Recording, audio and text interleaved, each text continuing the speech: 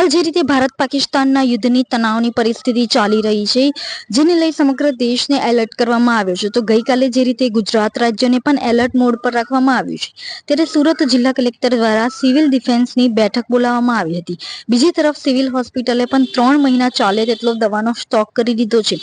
ગુરુવારે રાત્રે પાકિસ્તાને ભારતના વિવિધ સ્થળો પર હુમલા કર્યા હતા, જેને લઈને તકેદારીના ભાગરૂપે જિલ્લા પ્રશાસન તંત્ર એલર્ટ મોડ પર આવી ગયું છે. કલેક્ટર ડોક્ટર સૌરભ પારધીએ શુક્રવારે સિવિલ ડિફેન્સ સ્ટાફ સાથે મીટિંગનું આયોજન કર્યું હતું.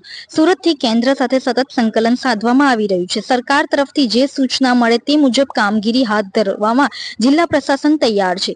આ ઉપરાંત કટોકટીની સ્થિતિને પહોંચી વળવા તમામ સવલતોનું પણ ચેકિંગ કરાયું છે. સિવિલ હોસ્પિટલના મેડિકલ અને પેરામેડિકલ સ્ટાફની રજાઓ રદ કરવામાં આવી છે. જેમની રજા છે તેમને તાત્કાલિક હાજર થવા ફરમાન કરાયું છે. યુદ્ધને પગલે સિવિલ હોસ્પિટલ તંત્રને એલર્ટ રહેવા જણાવવામાં આવ્યું છે. ત્યારે સિવિલ હોસ્પિટલ દ્વારા તમામ પ્રકારની તૈયારીઓ શરૂ કરવામાં આવી છે.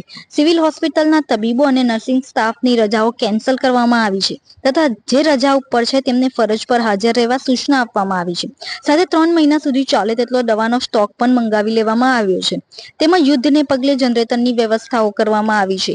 મહત્વનું છે કે યુદ્ધની પરિસ્થિતિમાં વીજળી જવાની સંભાવના હોય ત્યારે જનરેટરથી ઓપરેટ કરી દર્દીઓને સેવા આપી શકાય તે માટે તૈયારીઓ કરવામાં આવી છે. સાથે બ્લડ બેંકમાં બ્લડની પણ વ્યવસ્થાઓ શરૂ કરી દેવામાં આવી છે, જેથી યોગ્ય સમયે બ્લડની અછત ના રહે. જેથી ચોક્કસથી કહી શકાય કે સિવિલ હોસ્પિટલ તંત્ર દ્વારા યુદ્ધના તણાવની પરિસ્થિતિને પહોંચી વળવા વ્યવસ્થાઓ શરૂ કરી દેવામાં આવી છે. આપણું નામ? Doctor Bharatbhai Govindbhai Chavda, medical officer, નવી સિવિલ હોસ્પિટલ સુરત. હાલ સ્ટોર ઇન્ચાર્જ, નવી સિવિલ હોસ્પિટલ સુરત. સિવિલ હોસ્પિટલમાં કેવી રીતે દવાનો સ્ટોક કરવામાં આવેલો છે અને કેવી રીતની તૈયારીઓ ચાલી રહી છે? સિવિલ હોસ્પિટલમાં દવાના સ્ટોકમાં અમે ઇમરજન્સીમાં જે યુઝમાં લેવાની દવાઓ છે, જેવી કે આઈવી ફ્લુઇડ, એન્ટીબાયોટિક છે, એનર્જેટિક દવાઓ છે, ડ્રેસિંગ મટીરિયલ છે, એ બધાનો સ્ટોક અમે કરી રહ્યા છીએ. આ જે દવાનો સ્ટોક કરવામાં આવેલો છે કેટલો સમય ચાલી રહેશે તેની તૈયારી છે?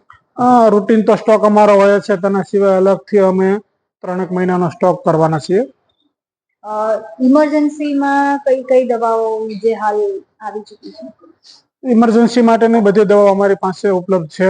તેમ સિવાય અમુક જે દવાઓ ખૂટતી હોય તેની અમે મંગાવવાની તૈયારી કરી રહ્યા છીએ.